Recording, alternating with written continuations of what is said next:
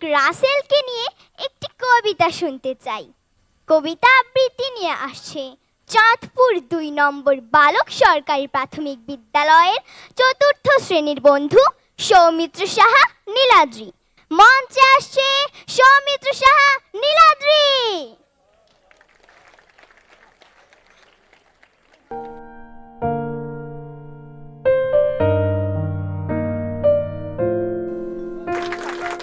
নমস্কার, আবৃত্তি করছি কবিতা আমি রাসেল বলছি। কবি অনন্ত বিকাশ। আমি রাসেল বলছি, তোমাদের সেই ছোট্ট রাসেল, যার দুষ্টুমিতে অতিষ্ঠ হতে তোমরা। কি দোষ করেছিলাম আমি, আমার পরিবার, যার জন্য সপরিবারে এভাবে নির্মম ভাবে আমাদেরকে হত্যা করতে হলো? এটাই আমার পিতার দোষ ছিল?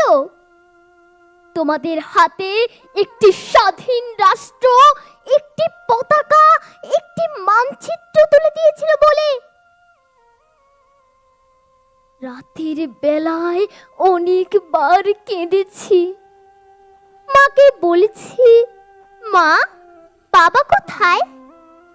মা কতবার যে আমাকে তার সজল নয়নে আঁচলে মুখ লুকিয়ে সত্যের মতো করে মিথ্যে কথাগুলো বলতো। তোর বাবা কদিন বেড়াতে গেছে, এই তো কালই এসে পড়বে। বাবা তখন জেলে, তখন আমি কেঁদে কেঁদে ঘুমিয়ে পড়তাম।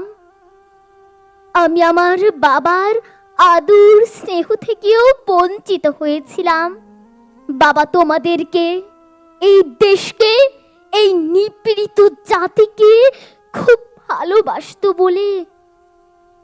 আর তোমরাই কিনা আমাদের সকলকে এভাবে বেয়নেটের আঘাতে, গুলির বিকট শব্দে রক্তে রঞ্জিত করে দিলে ধানমন্ডির ৩২ নম্বর বাড়িটিকে।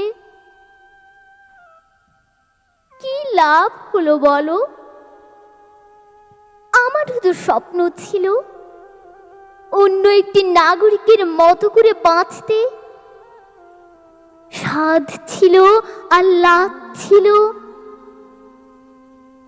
আমি রাসেল বলছি, আমি সেই সবুজের মতো নিষ্পাপ শিশুটি বলছি, যারা আমাকে, আমাদেরকে নির্মম ভাবে হত্যা করেছ, তারা এই বাংলার মাটি থেকে একদিন চিরতরে বিলীন হবে।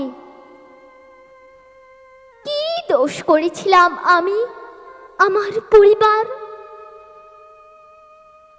তখন তো আমার বয়স সবে মাত্র 10-এ পা দিয়েছিলাম। তোমাদেরকে এতটুকু মায়া মমতা ছিল না? তোমাদেরকে আমার মতো আধ ভাঙা কোলের সন্তান ছিল না? তোমাদেরকে ক্ষমতার এতই লোভ ছিল? তাহলে বাবাকে বলে দিতাম। বাবাকে তো কোনোদিন তেমন করে পাইনি, তাতে কি হয়েছে? বাবার হাতে পায়ে ধরে বলতাম, সব কিছু তোমাদেরকে দিয়ে দিত। যে ছেলেটি ভূমিষ্ঠ হবার পর থেকে পিতার সকল কিছু থেকে বঞ্চিত, আর সেই ছেলেটিকেও শেষ পর্যন্ত মেরে ফেলতে হলো। তার পরিবারকে নিশ্চিহ্ন করে দিতে হলো এই বাংলার মাটি থেকে। আমি রাসেল বলছি, হাসুপা, আপু, তোমরা তো বেঁচে থাকবে। তোমরাই এই দেশকে, এই দেশের সরল মানুষগুলোর পাশে দাঁড়িয়েও বাবার মতো করে ভালোবেসো। আমি শপথ নিয়ে বলছি, এই দেশ একদিন মোশতাক ও তার দোসরদের পাশবিকতার নির্যাতন থেকে রক্ষা পাবে। শত্রুমুক্ত সবই হবে।